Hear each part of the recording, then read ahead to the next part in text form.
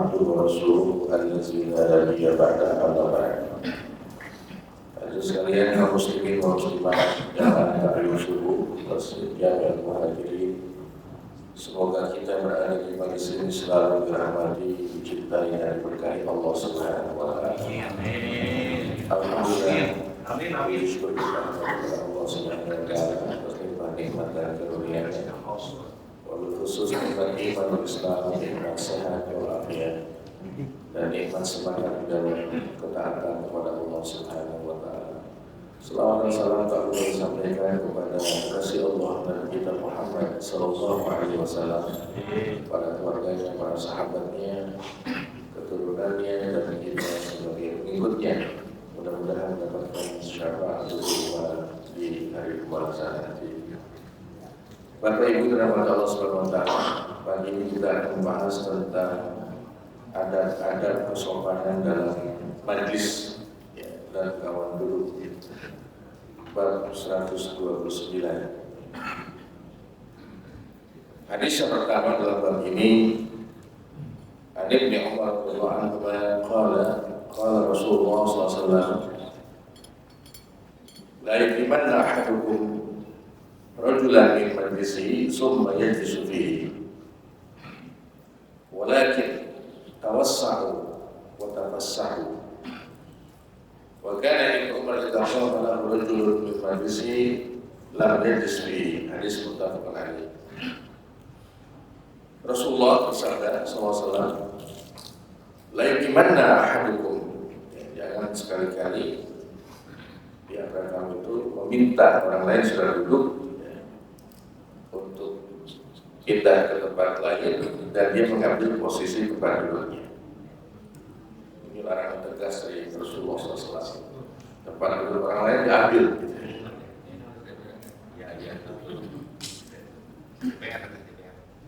Ya, sumaya disufi, walakin tawassau, yang ada ya kasih tempat, ya kasih space untuk duduk bagi orang lain. Watafassahu, berlapang-lapang.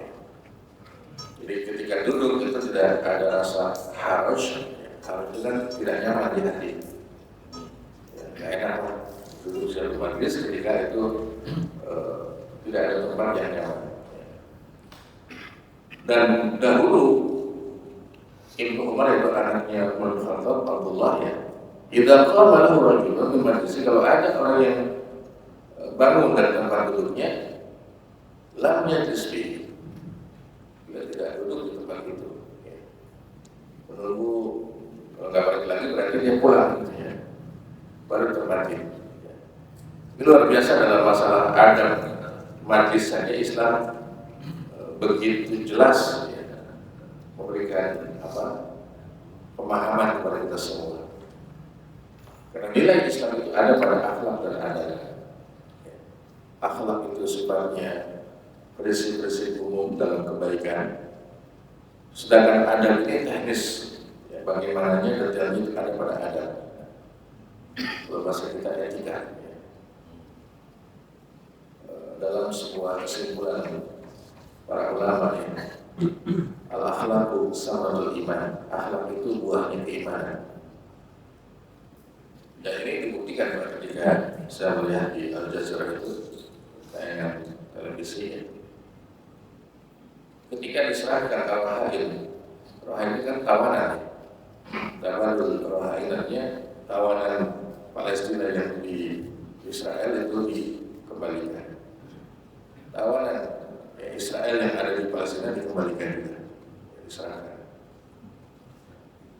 Tapi ada yang menulis kenangan yang sangat indah ditahan oleh pasukan Mujahidin Palestina. Karena kata Abu Ubaidah sebagai jurubicara resmi Hamas, hum ya'kuluna kama na'kul, mereka itu makan apa yang kami makan. Tidak ada bedanya, sekalipun mereka itu tawanan. Dan ini semuanya adalah datang dari nilai agama kami, al-Islam. Sehingga dia saya menulis sebuah buku, ada yang menulis ya, bagaimana dia sangat jatuh cinta kepada akhlak ya, perilaku pasukan mujahidin Palestina itu. Tapi ketika orang Palestina yang diserahkan itu udah ceritanya udah macam-macam lah ya, intimidasi setiap saat itu, dihukum dan seterusnya. Jadi ketika Islam mengatakan melalui firman Allah Subhanahu wa taala, "Wa ma arsalnaka illa rahmatan lil alamin." Jadi kata rahmat ini ya, sangat luas jangkauannya. Man la yarham la yurham. Siapa yang tidak memberikan kasih sayang tidak akan diberikan kasih sayang oleh Allah Subhanahu wa taala. Nah, ini sesuatu yang harus kita miliki. Bahwa adab inilah yang membuat banyak orang masuk Islam di zaman Nabi kita Muhammad SAW. Termasuk Abu Jahal itu juga kagum dengan akhlak Nabi SAW. Ketika berangkat ke Syam, ditanya, ya kami mendengar bahwa ada sosok laki-laki namanya Muhammad di Mekah sana itu. Gimana pendapatmu? Wallahi lam ajid al-kaziba qat. Saya tidak pernah mendapatkan pada sosok Muhammad itu kebohongan, tidak pernah bohong itu. Maka julukannya Al-Amin. Tapi ketika Abu Jahal balik lagi ke Mekah, jadi musuh lagi. Jadi musuh dakwah Rasul SAW. Jadi inilah akhlak Nabi diakui oleh musuh, tetapi karena mungkin dia punya gengsi di tengah-tengah masyarakatnya, itu yang menjadi penghalang untuk masuk Islam. Nah, hadis ini adalah haram hukumnya memindahkan orang yang sudah dulu ya, di majlis lebih awal dan menggantikan posisi tempat duduknya. Ya, termasuk duduk di majlis ilmu begini, duduk di sholat Jumat gitu. Yang datang duluan ya sudah dia duduk di paling depan. Boleh kita ambil posisi itu. Nah, ini sangat penting untuk kita pahami bagaimana kita menjaga etika di majlis yang sifatnya umum, majlis kebaikan. Ya, majlis kebaikan. Kecuali mungkin ada orang yang dihormati, ya dia pemimpin, ya mungkin capres ya, duduk di depan masuk di belakang dikasih. Yang sudah duduk diminta untuk pindah. Kenapa?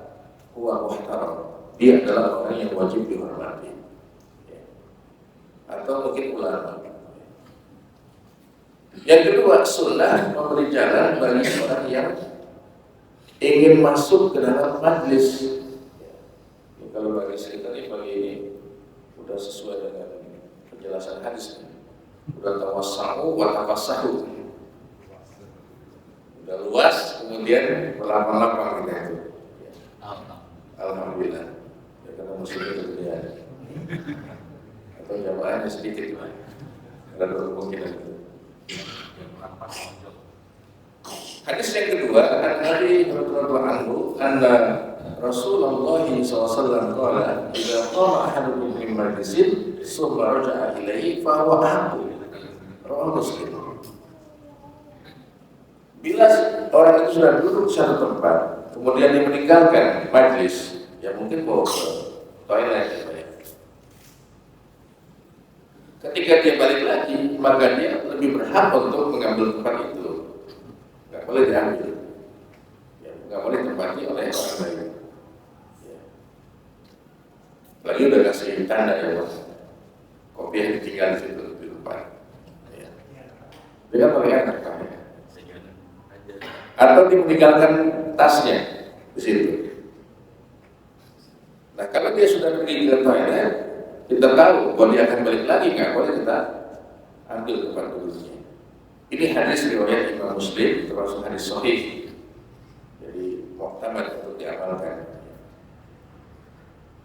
Jadi kesimpulan hadis ini hanya satu poin saja. Jika ada seseorang yang duduk di majlis lebih awal atau lebih dahulu, baik itu di masjid ataupun di mana saja, majlis-majlis yang disebut dengan al-majlis al-mubah, majlis yang itu dibolehkan kita duduk di situ.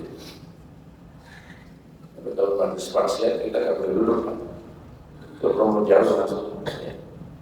Makanya dibatasi dengan al-majlis al-mubah.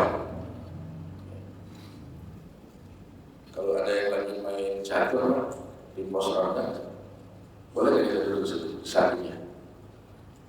Nonton ini. Ini majlis yang bisa mubah atau bukan? Ya mubah.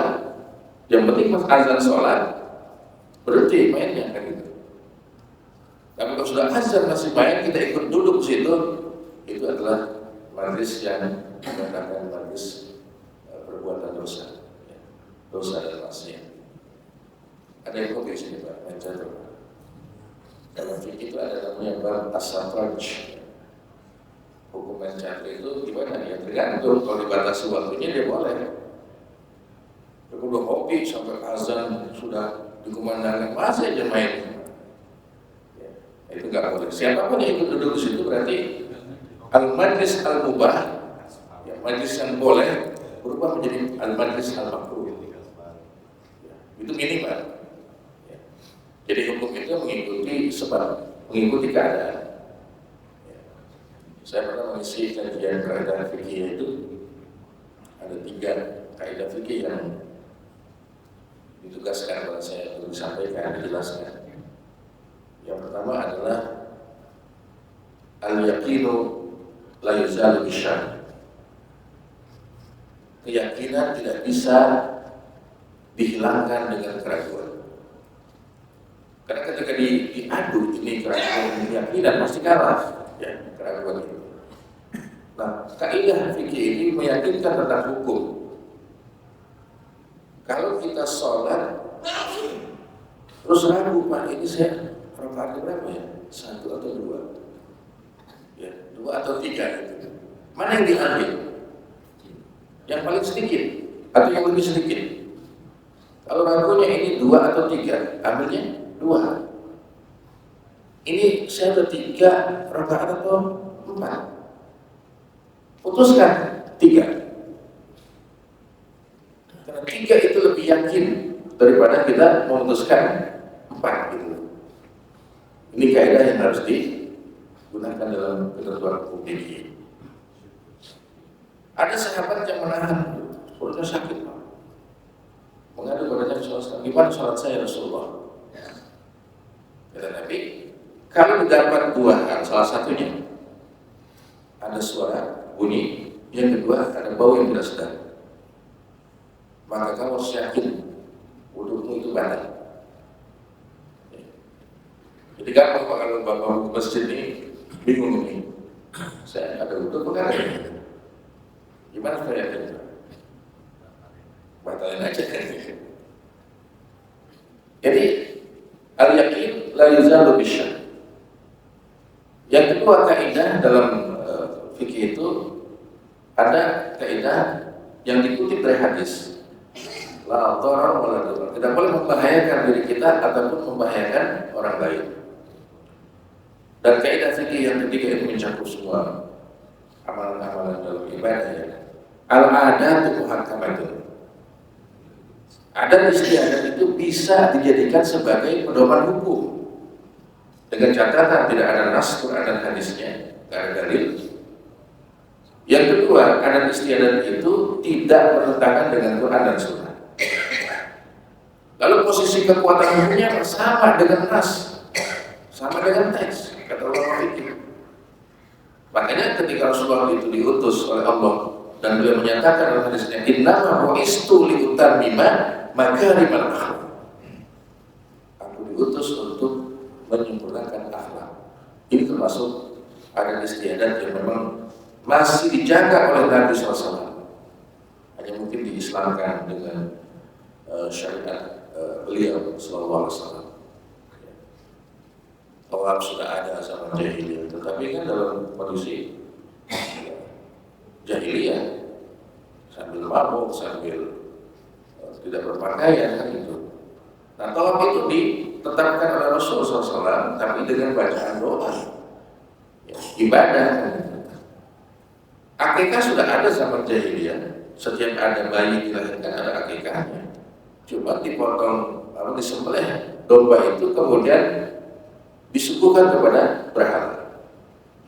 Nabi diutus ya, tetap menyembelih kambing, kemudian dimasak, dinikmati. Ya, sekalipun tradisi di negara Timur Tengah, kalau akikah itu sama dengan kurban, dibaginya mentah-mentah kepada tetangga, gitu kan? Dibaginya mentah-mentah. Ya. Yang paling baik ya orang Indonesia itu dimasak, ya. Dikasih nasi kotak ya, bentuknya itu. Begitu kan, wah ini mah kalau cuma gulai sama sate nggak pantas deh. Harus ada buahnya, dikasih buah. Nah, ini kalau nggak ada sambalnya nggak enak dimakan ini. Padahal akikah apa Pak definisinya? Seekor kambing yang disembelih pada hari ke-7, ya, karena ada anak yang dilahirkan ya, di hari ke-7. Kemudian ya dibagi-bagikan dalam bentuk daging sebagaimana daging kurban itu. Sama persis, hanya niat penyembelihannya. Ini niat untuk kurban, udhiyah, ini niat untuk akikah. Ya. Tapi adat kita beda, istiadat kita beda. Ya. Mungkin kalau kita ngikutin yang tadi itu, ya, dipotong kambingnya kemudian dibagi mentah-mentah. Ya. Karena nanya itu tetangga itu, ini daging apa nih? Akikah kan? Oh mentah sih kan? Karena kebiasaannya sudah memang siap disantap, sudah dimasak gitu. Nah ini bisa kalaupun kita menggunakan kaidah tadi, kalau ada itu muhakamatun, ada istiadat itu menjadi alasan hukum. Hadis yang ketiga dari Jabir bin Samurah anhuma, ini kalau ada kata anhuma, semoga Allah meridhai keduanya, berarti anaknya ini sahabat Nabi, ya Muslim. Kemudian ayahnya pun sahabat Nabi. Ya, contoh gini, ketika Abdullah bin Umar ini meriwayatkan hadis, ya, Abdullah bin Umar anhuma. Jadi untuk siapa? Untuk dia dan bapaknya, yaitu Umar bin Khattab. Ya. Sama, berarti ayahnya Jabir ini namanya Samrah, berarti dia juga sahabat Nabi. Maka doanya untuk berdua. Radhiyallahu anhuma. Dia berkata, kunna idza atayna Nabi SAW. Kami ketika mendatangi Nabi SAW, jalasa ahaduna haitsu yantahi. Ya. Duduk di antara kami itu di mana majlis itu selesai. Jadi kalau ada bentuk halaqah majlis, kita duduk itu di ujung tempat yang kosong. Itu adabnya. Jangan kita minta ya, orang yang sudah duduk itu suruh bergeser sedikit, kita duduk di tengah-tengah. Tapi min haitsu yantahi al-majlis. Ini pun termasuk adab ya. Kalau datang di belakangan berarti di ujung duduknya. Nah, hadis ini kalau kita melihat makna pentingnya, yang pertama di antara etika di majlis adalah duduk di ujung tempat akhirnya majlis. Ya, kalau ini maka akhirnya di tengah juga apa masih banyak yang kosong.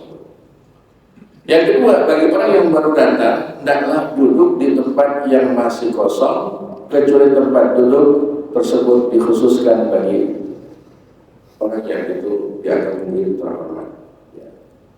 Mungkin seorang kiai, ulama, pemimpin dan seterusnya. Dan yang ketiga, larangan meminta orang lain untuk bangun dan mengambil tempat duduknya. Tak boleh. Bahkan ketika di majlis begini Pak ya, salam itu hukumnya sunnah, untuk ilmu wajib. Jadi kalau ada yang datang masuk ke majlis ilmu ini, kita sedang membahas hadis, nggak usah salam. Ya. Dan kita pun yang di majlis jangan bilang, wah ini orang aku amat sombong amat masuk ke majlis kita nggak bilang salam. Ya. Justru itu fikirnya yang pas. Kenapa? Ini untuk ilmu wajib. Mengucapkan salam sunnah, maka kalahkan yang sunnah itu. Ketika masuk ke masjid, kita melihat bahwa di waktu sholat itu masih lama nih komandannya. Kita ingin sholat tahiyatul masjid, Pak. Kita nggak usah menyapa ya jamaah yang ada di masjid. Langsung sholat aja. Habis sholat baru kita menyapa. Mungkin bersalaman. Tahiyatul masjid artinya menghormati masjid sebagai ya, rumahnya Allah Subhanahu wa taala. Tempat ibadah kita umat Islam kepada Allah Subhanahu wa taala disebut dengan Baitullah. Jadi Allah lebih dahulu dihormati, ya, barulah manusia. Ya, jangan juga kita salah fikir nanti. Oh, ini orang masuk masjid kok nggak menyapa saya. Jadi sholat dulu untuk sholat tahiyatul masjid. Ya. Nah ini mungkin masuk dalam fikih namanya fikih muwazanah, fikih awaliyah. Fikih awaliyah masuk kemana-mana, ada fikih muamalah, fikih fikih ibadah. Ya. Kadang-kadang ada dua hal yang itu kita harus memilih mana yang lebih utama. Saya kepengen sholat tahajud, ya silahkan, bagus. Tapi jangan sampai yang sunnah itu bersusah payah, yang wajibnya ya terabaikan. Tahajud bangun jam 2. 11 rakaat, panjang bacaannya. Pas subuhnya kagak ke masjid, kesiangan. Nah ini tidak menjaga fikih aulawiyah, fikih prioritas. Semua bisa masuk teman, bisa masuk fikih aulawiyah. Nanti akan masuk ke fikih muwazanah, ditimbang-timbang mana yang lebih didahulukan. Saya ditanya, Ustaz, ini kalau milih pemimpin kita mau ini presiden pakai fikih apa? Saya bilang pakai fikih mendingan. Fikihnya fikih mendingan. Fikih muwazanah ditimbang-timbang daripada ini kayaknya mendingan ini dah. Daripada orang mendingan ini. Karena dalam Islam itu memilih pemimpin wajib, Pak. Wajib duduknya. Wajib duduknya. Berarti kalau nggak ada pemimpin akan terjadi ya kekacauan, ini dosa kita, dosa. Yang kedua ayat jelas ya ayyuhalladzina amanu atiullaha wa atiur rasul wa ulil amri minkum. Nah, taat pada Allah udah jelas, Rasul jelas, nggak akan pernah berubah. Tapi ulil amri minkum ini selalu mengalami perubahan dalam 5 tahunan. Mau ke siapa kita untuk taat kalau nggak ada pemimpinnya? Kan logikanya begitu hukumnya.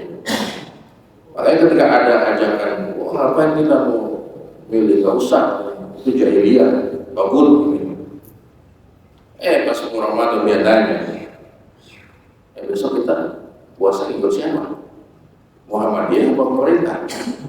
Kata ya pemerintah lah, jangan ulil amri minkum. Nah itu waktu itu kagak ikut milih. Nah ini logika hukum yang memang harus kita lakukan apa? Koneksitas pada keduanya itu. Jangan sampai kita buntu dalam masalah fikih. Makanya Imam Ali mengatakan al-haqqu bil nidhamin yaghlibul batil bin nizam.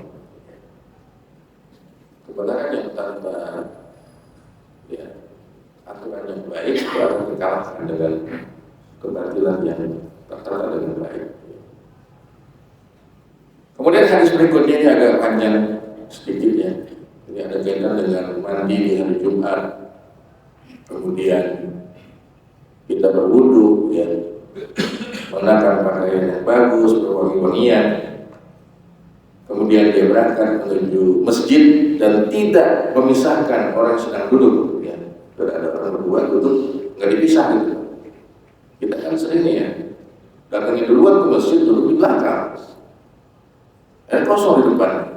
Ya, datang belakangan, dia langsung membelah orang yang sedang duduk itu. Ya, permisi gitu kan ke depan. Ini termasuk dalam hadis tidak boleh sesungguhnya. Tidak boleh dalam hadis ini. Kemudian dia sholat, makuti balahu.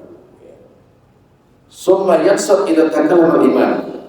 Kemudian dia diam menyimak ketika imam naik ke atas mimbar dan tidak dia melakukan apapun. Jadi memang sini Pak, imam dengan khatib jadi satu. dalam sholat Jumat itu. Ketika dia dipercayai untuk menjadi khatib, otomatis dia sudah ya, dipercaya jadi apa? Imam gitu.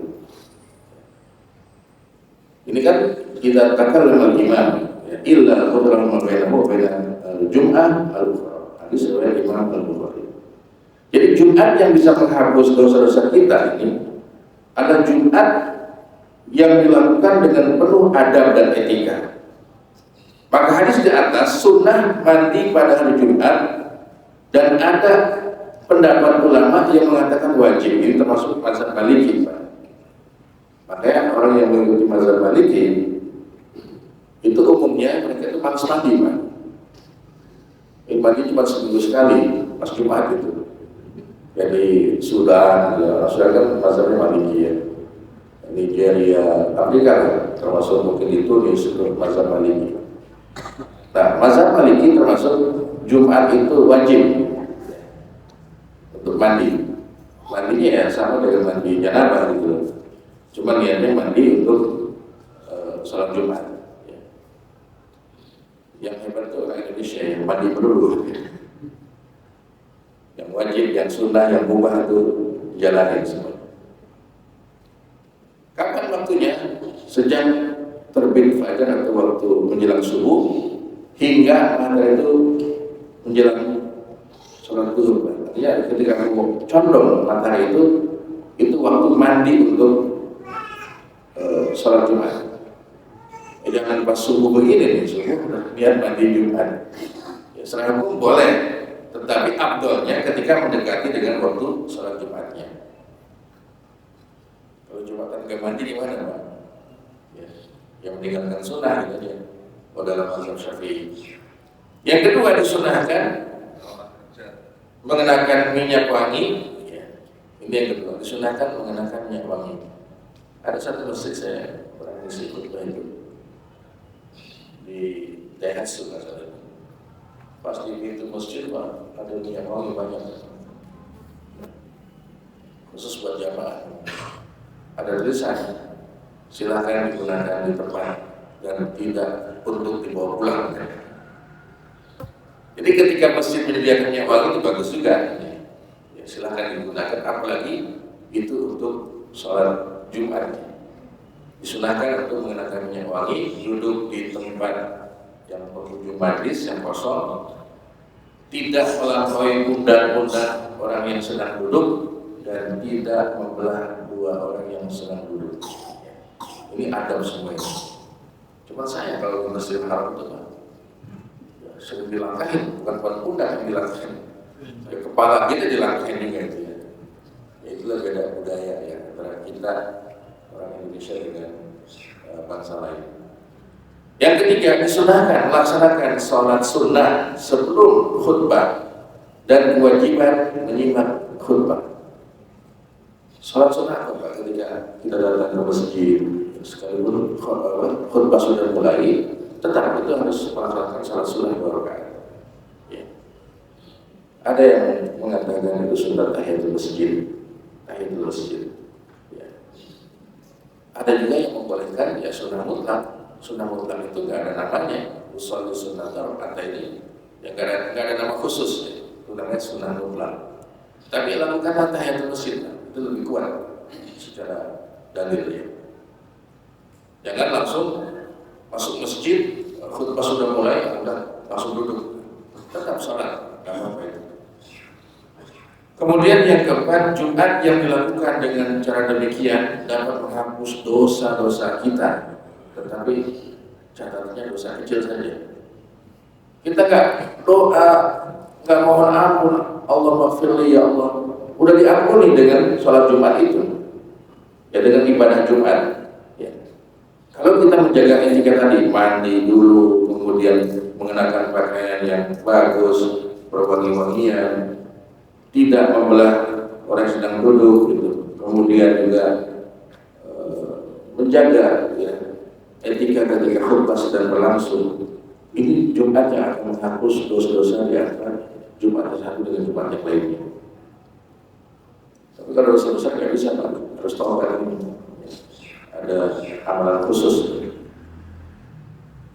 Wa an Amr bin Shu'aib an abihi an jaddihi radhiyallahu anhu anna Rasulullah sallallahu alaihi wasallam qala la yahillu rajulin ayyufarriqa bainal itsnaini ya illa bi iznihima.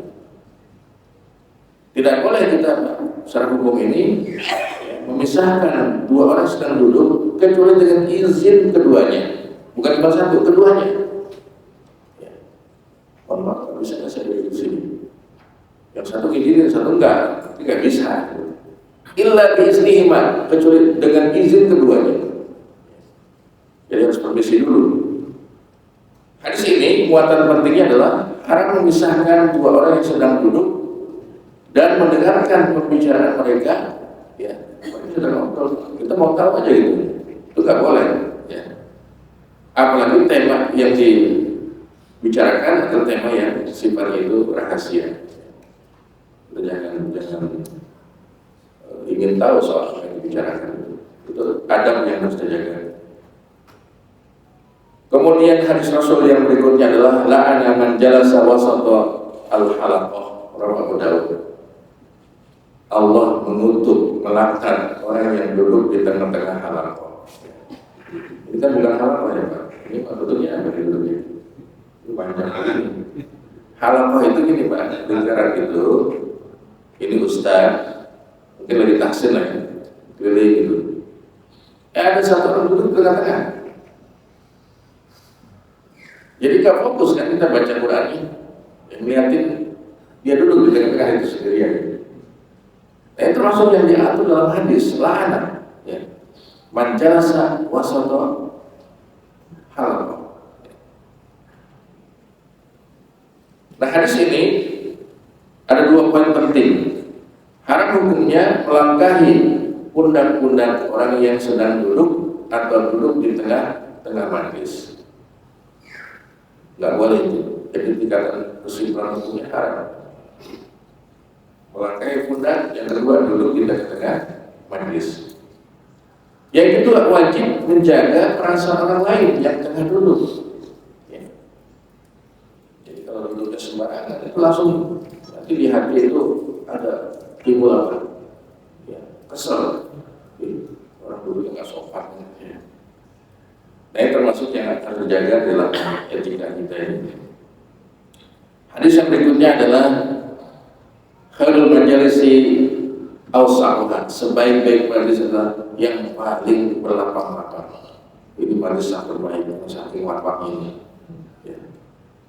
Ini langsung mengamalkan hadis ini. Ya.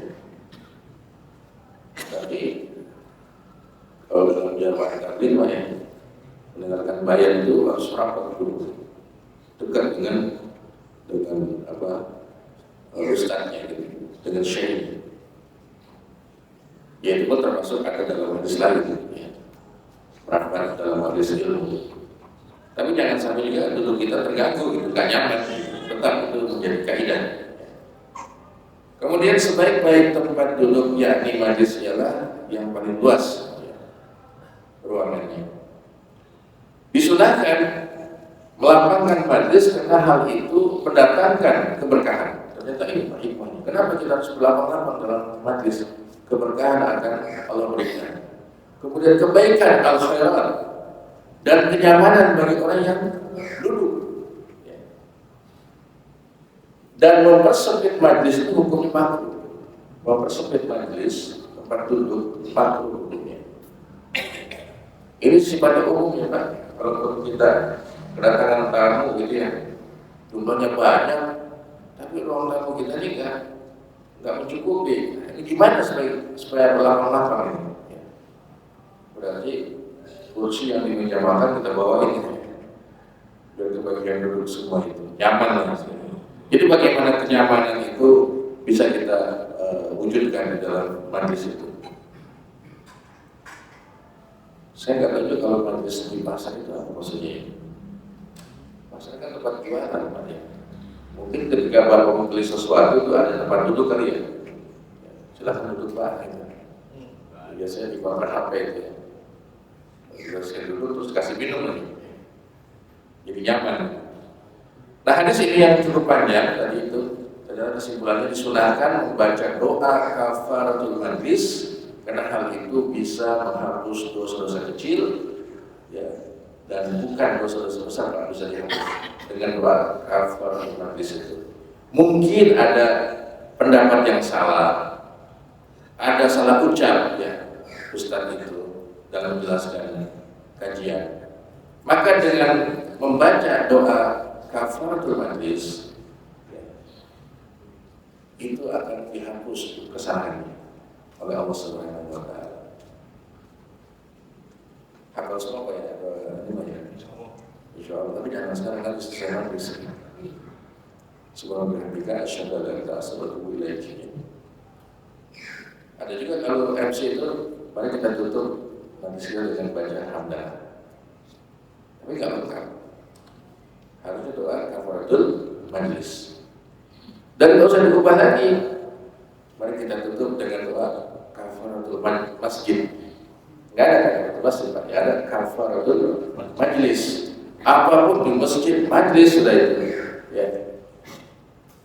Nah, kalau majlisnya tempat berbuat dosa, bisa nggak baca doa ini? Oh, nggak boleh. Mari kita tutup majlis kita ini setelah kita minum khamr ini dengan doa kafaratul majlis. Nggak boleh. Ini sama dengan hukum baca bismillah. Mohon maaf Pak, Bapak yang ahli hisab, jangan baca bismillah kalau merokok. Tinggal kita sepakati hukum merokok apa? Makruh ya, jelas sepakati makruh. Berarti baca bismillah itu jadi ikut makruh. Kalau itu perbuatan haram dibuka dengan basmalah, maka membaca basmalahnya juga diharamkan hukumnya. Ya. Makanya hadisnya kullu amrin zibalin la yubda'u bismillah fa atau setiap urusan yang baik tanpa dibacakan basmalah, maka itu tidak akan sampai kepada Allah amalannya. Tapi tidak ada pahala. Maka bismillah itu sesuatu yang penting untuk kebaikan-kebaikan yang kita lakukan. Jadi doa kafaratul majlis yang hadisnya subhanallah bihamdika asyhadu an la ilaha illa anta astaghfiruka wa atubu ilaik. Faqala rajul ya Rasulullah innaka la taqul falaula ma kunta naqulu fima madha qala zalika kafaratu lima yaqulu fil majlis. Kenapa kau selalu baca itu Rasulullah?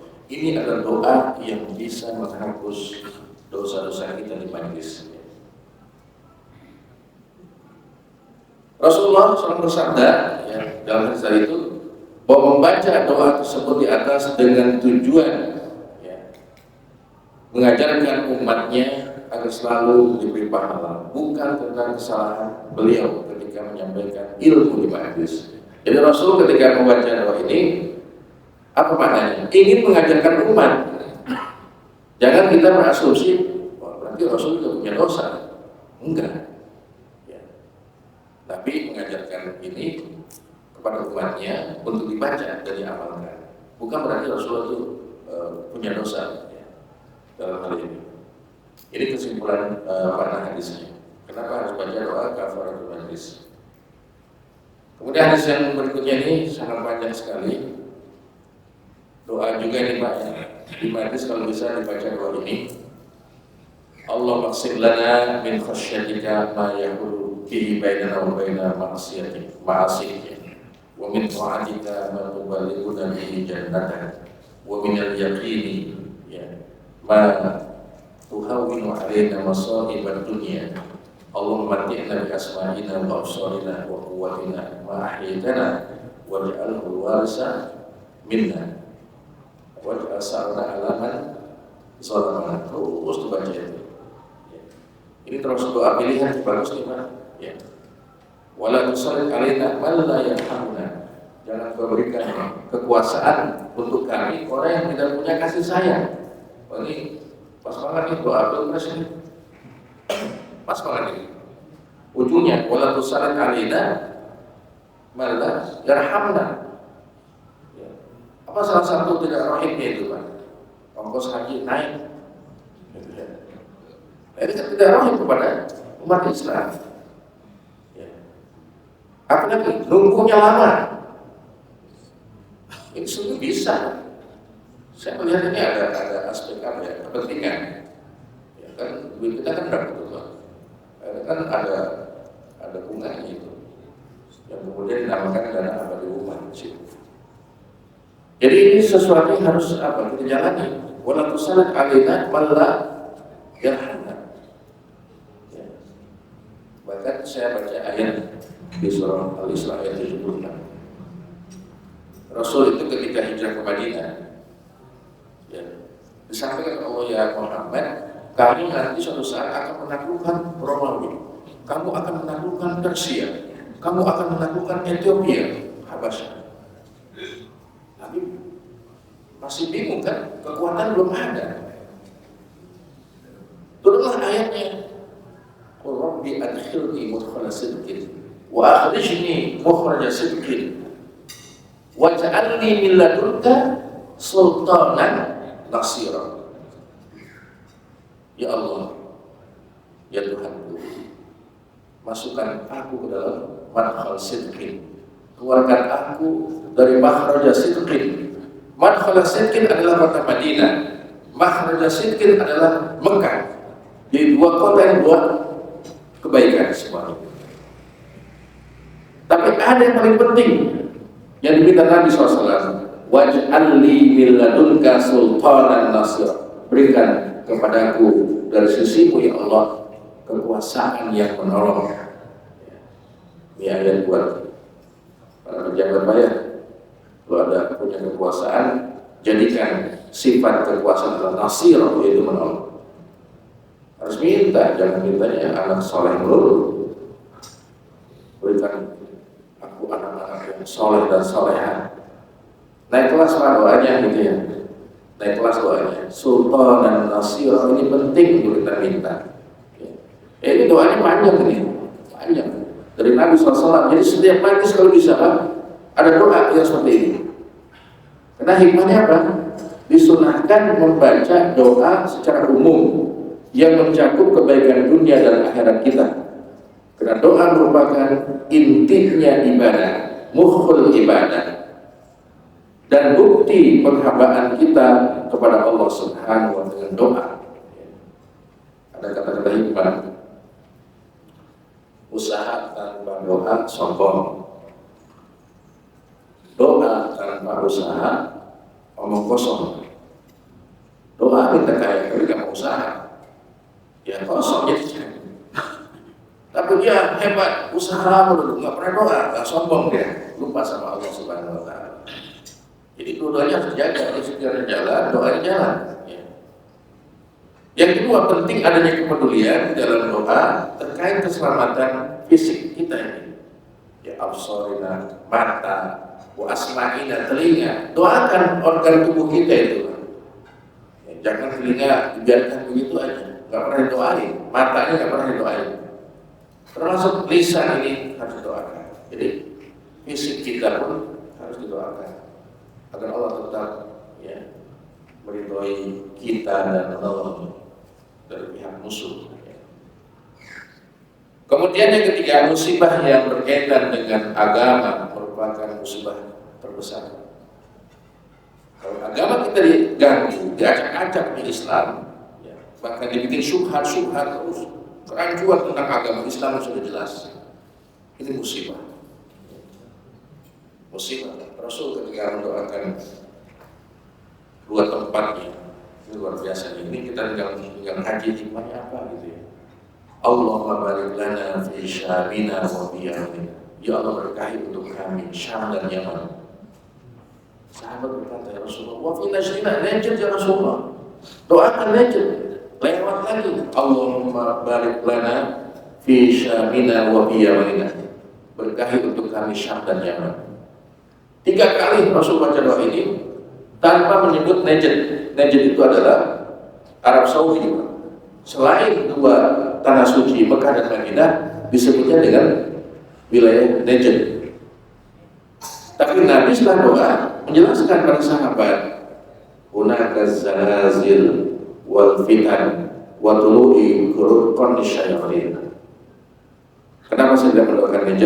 di sana tempat nanti itu banyak gempa, musibah, kemudian fitnah-fitnah keagamaan di sana. Apalagi yang ketiga, tempat munculnya takut syaitan. Ini disebutkan dalam hadis.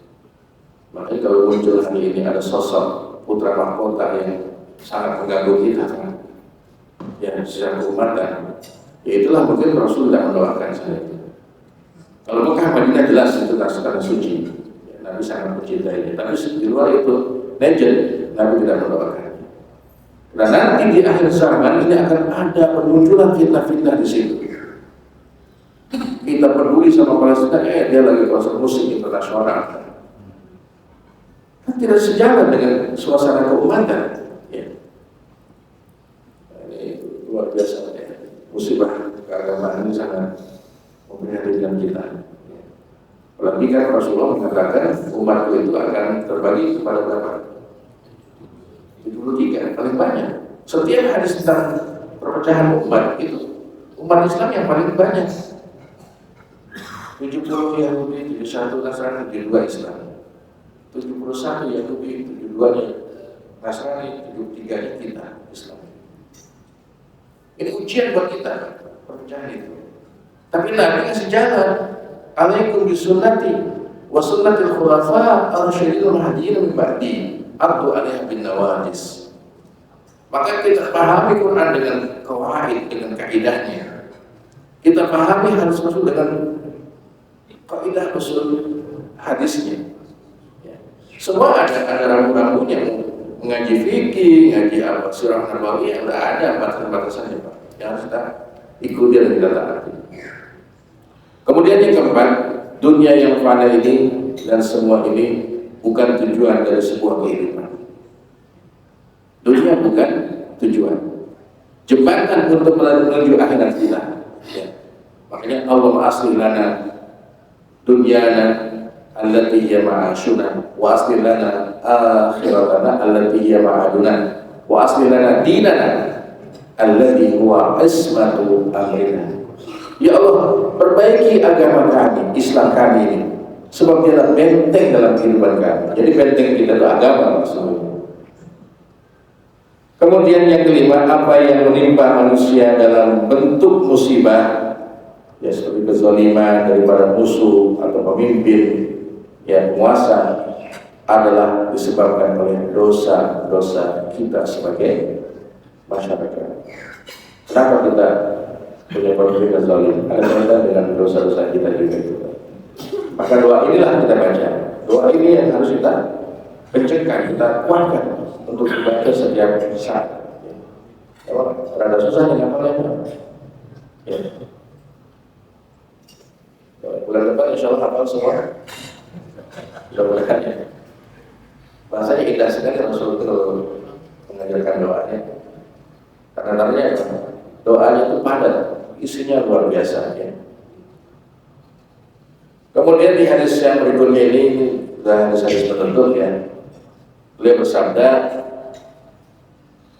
tiada suatu kaum pun ya yang meninggalkan suatu hadis ya, dan tidak sama-sama berdoa tentang ini melakukan zikrullah ya.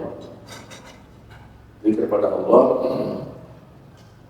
melainkan dia itu ya diumpamakan bagaikan seekor keledai. Ya. Jadi harus baca doa apa tadi. Jadi peringatan keras dan soslam agar umatnya tidak lalai dari mengingat Allah Subhanahu Wa Taala. Karena sifat lalai kepada Allah merupakan tanda matinya hati seseorang. Mayyitul qalbi atau mautul qalbi. Al-qalbul mayyit bisa berbahaya. Al-Ghazali rahimahullah kitab Ihya Ulumuddin menjelaskan hati yang mati adalah ketika dia berbuat dosa, dia sudah tidak sensitif lagi. Dia tidak peduli dengan keluarganya, dia tidak peduli dengan umat. Ya. Hati sudah, dan itu sangat berbahaya. Jangan sampai hati kita ini menjadi hati yang mati. Makanya perbanyak zikrullah, baca doa. Ya. Kemudian hadis yang tadi itu sama isinya, zikrullah dan salawat di suatu hadis merupakan sarana untuk terhindar dari bala dan musibah. Ya kalau kita masih ada takdir begini pada musim-musim, kita yakin Ini wasilah untuk musibah itu dijauhkan oleh Allah Subhanahu wa taala. Apalagi majelisnya ditutup dengan bacaan shalawat juga ya. Kemudian hadis penutup ini pentingnya zikrullah di setiap majlis agar seorang muslim selalu berhubungan dengan Allah Subhanahu wa taala intens.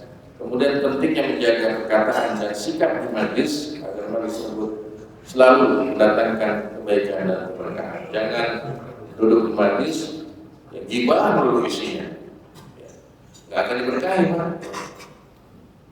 Nah, ini harus dijauhi semua itu. Nah, kalau kita lihat kesimpulannya tentang adab di majlis ini, mungkin ada berapa nih? Ada mungkin 14 lah ya. Anjuran memperbanyak zikrullah, kemudian memberi jalan bagi orang yang masuk ke majlis, memilih teman yang baik di majlis. Kalau mengganggu kita di majlis ya kita jauhin, pindah ke tempat lain duduk.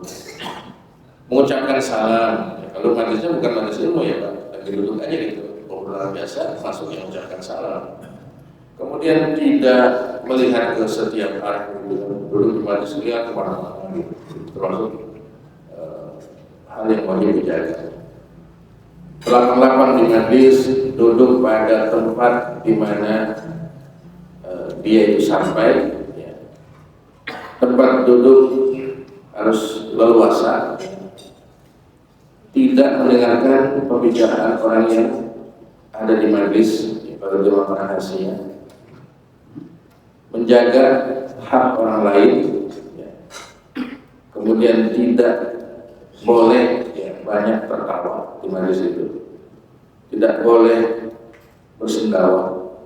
Ternyata dalam tradisi orang itu bagus Pak.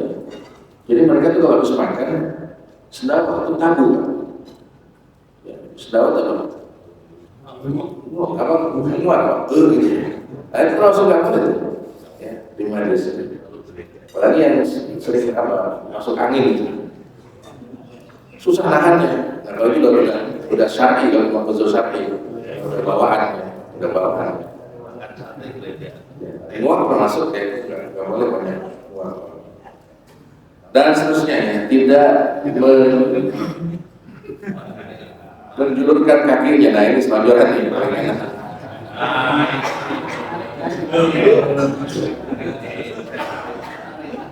Waktu berbincang-bincang sesudah salat isya, ada bikin majlis kan? Apa ya kita mau ngobrol aja lah di waktu malam nanti. Itu nggak boleh. Habis isya pokoknya udah. Kalau nggak baca Quran, baca buku, itu aja udah. Jadi obrolan majlis itu yang tidak ada gunanya, kecuali mungkin ada muatan nuntut ilmu lah gitu.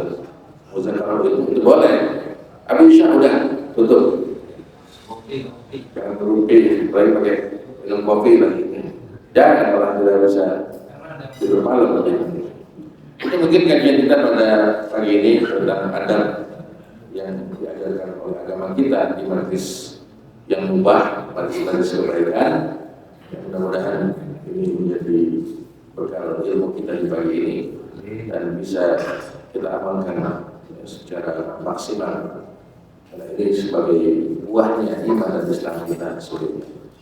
Baik saja Pak, ada yang ditanyakan? Ada kan? Biasanya malah tidak ada. Kita coba saja, kita akan pindah dari majlis ilmu ke majlis kebaikan yang lainnya. Jadi salam lagi berjamaah. Bagian daripada apa? Agenda majlis. Kita tutup dengan doa kafaratul majlis. Subhanallah, asyhadu an la ilaha illallah. Assalamualaikum warahmatullahi taala wabarakatuh.